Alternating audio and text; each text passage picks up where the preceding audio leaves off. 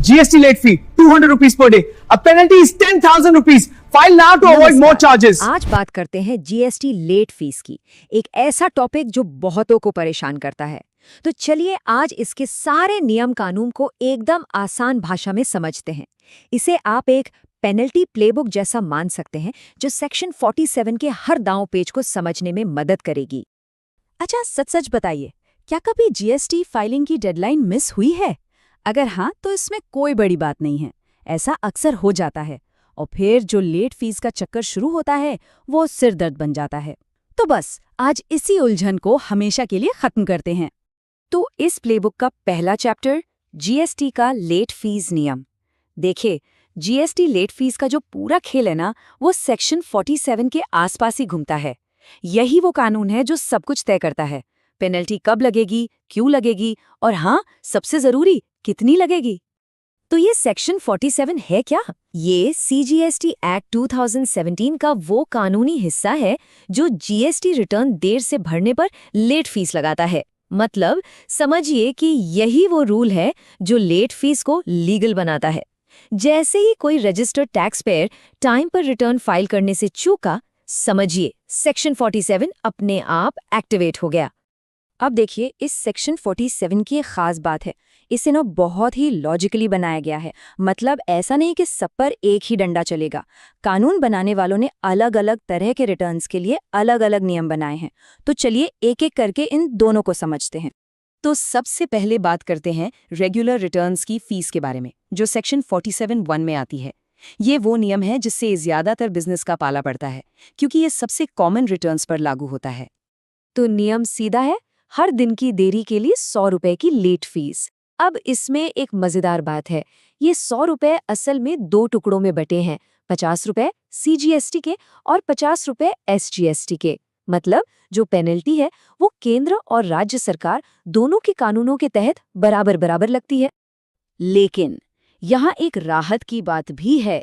ऐसा नहीं है कि ये फीस बस बढ़ती ही जाएगी। इस पर एक लिमिट लगाई गई है, एक कैप, और वो है 5,000 रुपए का। इसका सीधा सा मतलब ये है कि देरी चाहे कितनी भी क्यों ना हो जाए, रेगुलर रिटर्न के लिए लेट फीस 5,000 रुपए से ज्यादा कभी नहीं हो सकती। इसको एक छोटे से उदाहरण से समझते हैं, बड़ा आसान है। मान लीजिए जीएसटीआर 3B 15 दिन लेट फाइल हुआ, तो हिसाब क्या होगा? 15 दिन गुणा 100 रुपए रोज के, यानी कि 1500 रुपए। सिंपल। लेकिन अगर यही रिटर्न 75 दिन लेट हो जाए तो क्या होगा? हिसाब से तो 75 गुणा 100 मतलब 7,500 रुपए हुए, पर नहीं, यहाँ वो 5,000 वाली लिमिट काम आएगी।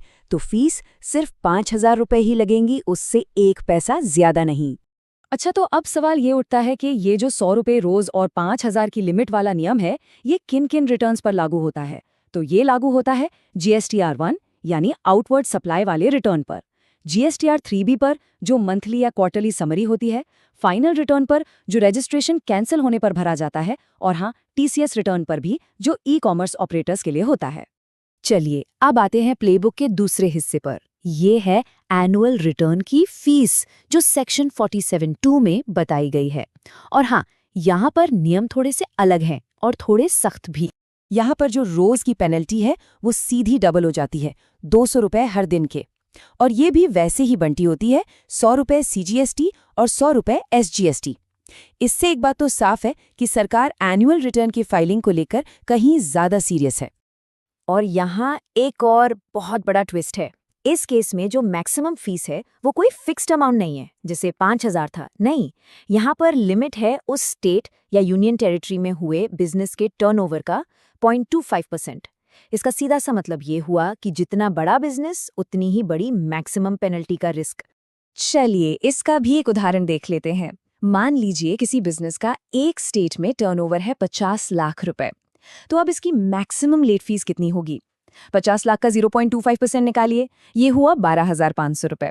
तो बस इस केस में लेट फीस 200 रुपए रोज के हिसाब से बढ़ेगी जरूर, लेकिन 12,500 रुपए पर आके रुक जाएगी, उससे ज्यादा नहीं हो सकती।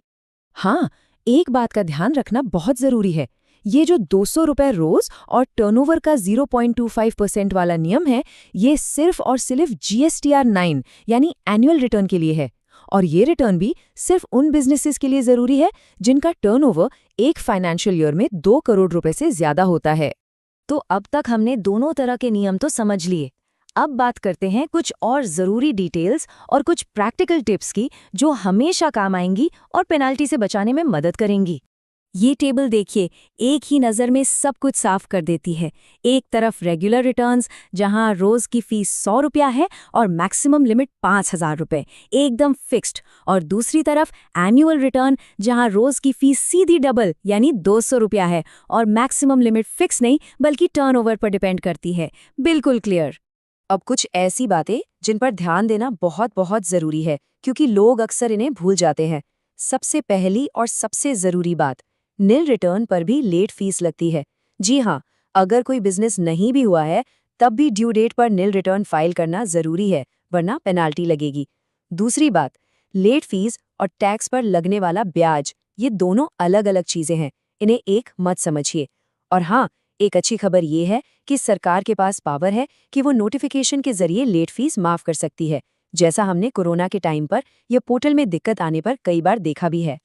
तो फिर इस सबसे बचने का सबसे अच्छा तरीका क्या है? सिंपल है, एक कंप्लायंस चेकलिस्ट बनाइए, अपनी सारी ड्यू डेट्स कैलेंडर में मार्क कर लीजिए, रिमाइंडर लगाइए, और अगर कभी गलती से कोई डेडलाइन मिस हो भी जाए तो जितनी जल्दी हो सके रिटर्न फाइल कर दीजिए, क्योंकि जिस दिन रिटर्न फाइल हो गया लेट फीस का मीटर वहीं रुक जाएगा। तो अब जब ये पूरी पेनल्टी प्लेबुक सामने है और सारे नियम पता है, तो सवाल बस एक ही है, क्या आने वाले साल के लिए कंप्लायंस कैलेंडर तैयार है? याद रखिए, जानकारी होना एक बात है, पर पहले से तैयारी करना ही जुर्माने से बचने का सबसे पक्का तरीका है।